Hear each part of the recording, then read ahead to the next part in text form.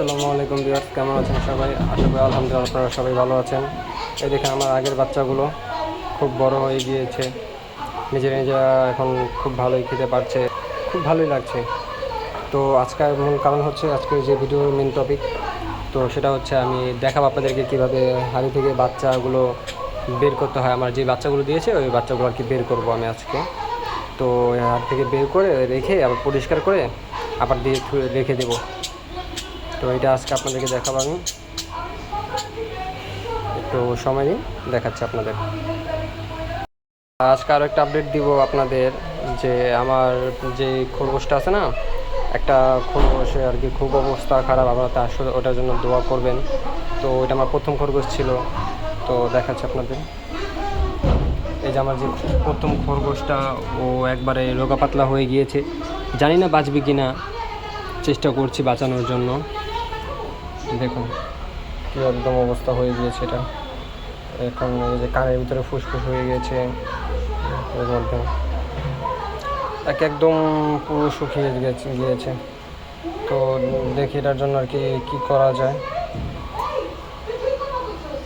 আপনারা সবাই দোয়া করবেন ওর জন্য। ওর নাম মিষ্টি ছিল, আমি মিষ্টি রেখেছিলাম, তো আমার প্রথম খরগোশ ছিল। তো এখন আর কি ওর অবস্থা খুব খারাপ দেখাচ্ছে, দেখুন অবস্থা খুব খারাপ। দোয়া করবেন ওর জন্য আপনারা সবাই। আমি দেখাচ্ছি আপনাদেরকে পাখির ভিডিওগুলো। যে বাচ্চাগুলো দেখছেন, যখন 15 থেকে 20 দিন হবে, আমার বাচ্চাগুলো প্রায় 15 থেকে 20 দিন হয়ে গিয়েছে, এই জন্য আমি হাঁড়ি থেকে নেমে নিয়েছি, তো এখানে রাখবো। তো এই দেখাচ্ছি আমি আপনাদেরকে কীভাবে করবেন।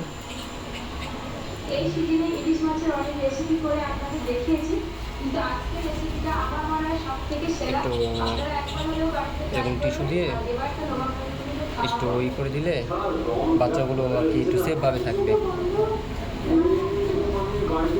আর হাড়ির ভিতরে বেশি মল জমে গেলে এগুলো বাচ্চা যখন 10-15 দিন হয়ে যাবে তখন পরিষ্কার করার চেষ্টা করবেন, না হলে পাখিগুলো অসুস্থতার কারণ হতে পারে।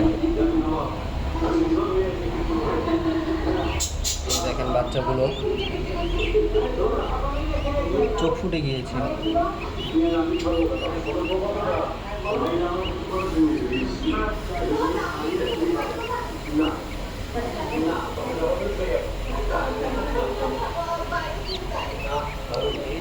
চোখ ফুটেছে, আপনার অল্প অল্প চোখ ফুটেছে।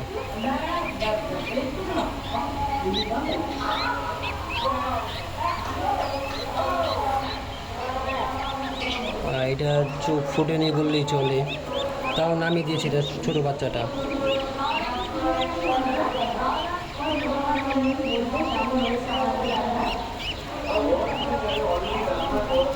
আর এই যে ডিম দুটো দেখছেন, তো সব ডিমগুলো একসাথে যখন ডিম পারবে পাখি, তখন ডিমগুলো নামিয়ে রাখলে দেখা যায় পরে একসাথে একবার লাস্টের দিনটা হলে তখন একবারে ডিমগুলো দিয়ে দিলে সবচেয়ে বেশি বেটার হয়।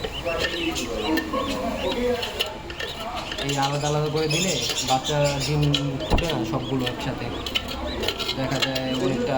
আপনার এই যে 2টা ডিম আমার এরকম নষ্ট হয়ে গিয়েছে, তা বলতে পারি না, দিয়ে দিব হাড়ির ভিতরে, দেখবো কতদিনে আর কি ডিমগুলো ফুটে। আপনাদের যত তাড়াতাড়ি সম্ভব আপনারা এই হাঁড়িটা পরিষ্কার করে নেবেন।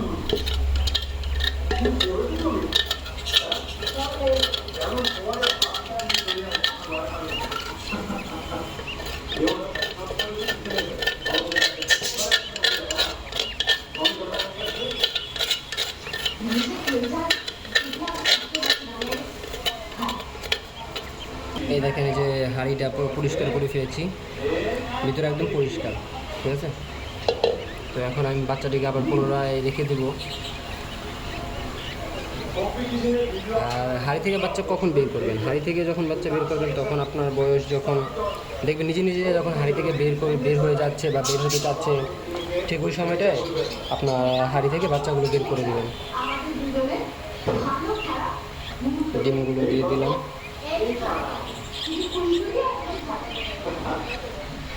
দেখেন